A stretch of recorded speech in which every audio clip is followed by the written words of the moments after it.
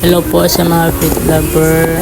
May alaga po kong pusa, ang pangalan Paper. Ayan po, matamlay po siya. Hindi ko na siya kumakain, makalawa. At saka yung ngayong araw po, hindi po siya kumakain ng mga binibigay kong pagkain.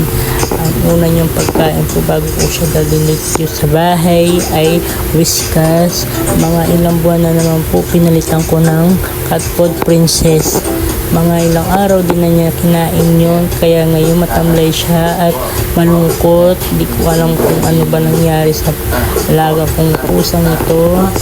Kung ipapacheck up ko po daw yung alaga ko na si Paper, ang mahal-mahal po daw, hindi po namin kaya sa budget.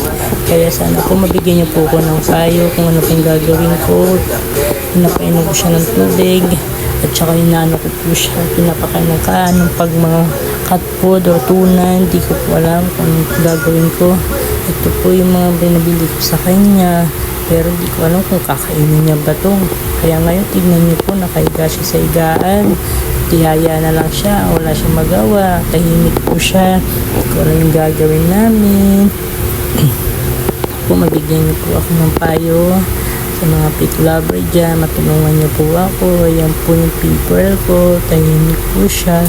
Ito po yung mga pagkain na naanuan ko. Ito po pinabili po tita ko po ganito para pan-dehydrate. Ito po yung to na nabinili ko ngayon. Ito po yung Whiskas na tinigilan. Ito yung huling pagkain niya po, yung princess na maalat po ang sabi ng mga kakilala ko.